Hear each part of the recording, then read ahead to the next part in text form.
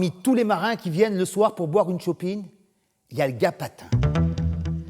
Patin, c'est un jeune gars, un jeune patron de pêche, un grand gars, un costaud, un bruyant, oh ben, faut bien le dire, un fort en gueule avec ça. À la première chopine, il fait des petits propos de politesse à Désiré. À la deuxième chopine, il lui fait des petits clins d'œil.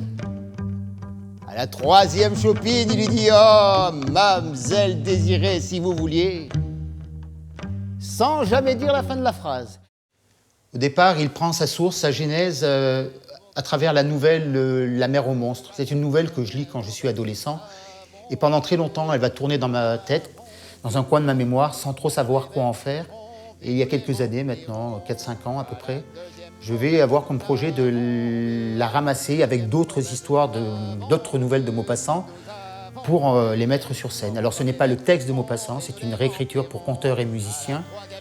Et au fil du cheminement, les nouvelles se sont un peu triées elles-mêmes.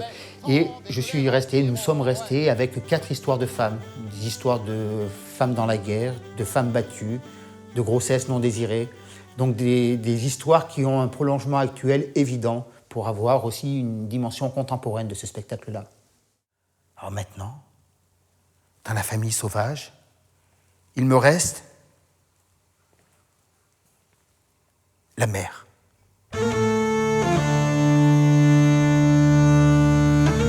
La sauvage, comme on l'appelait par ici. Une grande bonne femme, osseuse, voûtée. La sauvage, elle habitait loin du bourg, là-bas, au bord des bois. Une vieille chaumière à moitié écroulée. Tellement au bord des bois que les nuits d'hiver, elle entendait les loups qui reniflaient sous la porte. Mais la sauvage, elle, c'est cette trempe de femme qui ne craint ni les loups, ni le diable, ni les hommes, ni leur Dieu.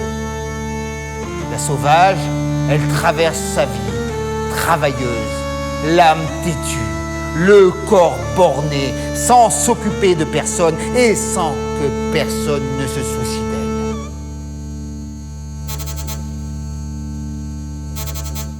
Donc quand Maxime Chevrier, donc au conte, m'a proposé de travailler sur ces nouvelles de Maupassant, justement réinterprétées, on s'est dit que ça serait vraiment dommage que le musicien serve d'illustrateur.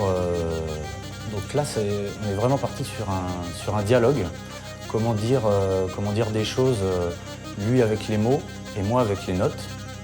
Les phrases s'entrecroisent, s'entremêlent et voilà, pour raconter, on va dire la même histoire, mais de 2 manières différentes et d'une manière commune.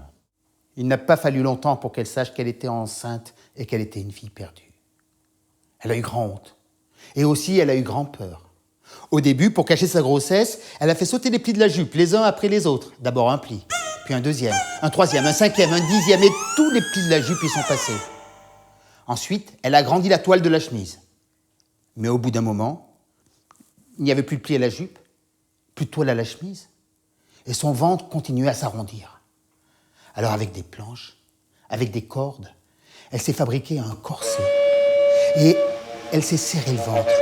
Elle a serré encore un tour de plus. Et plus l'enfant poussait à l'intérieur, et plus elle serrait. Les planches lui rentraient dans la chair, et elle serrait encore. Et un tour de plus, et encore un tour. Elle a souffert abominablement, mais comme elle était dure au mal, elle n'a rien laissé paraître. Et personne n'a rien vu. Et encore un tour de plus. L'enfant, lui, dans son ventre, il a souffert le martyre.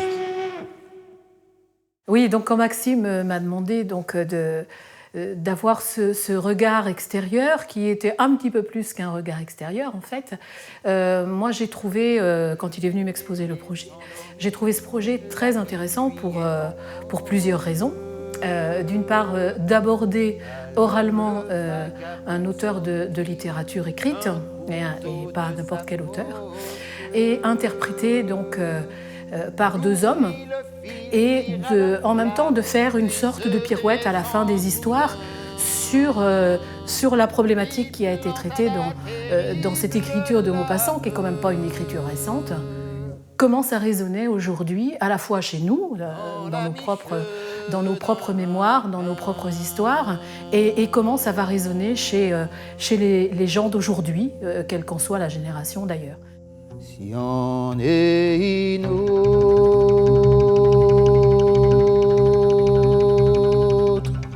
la batterie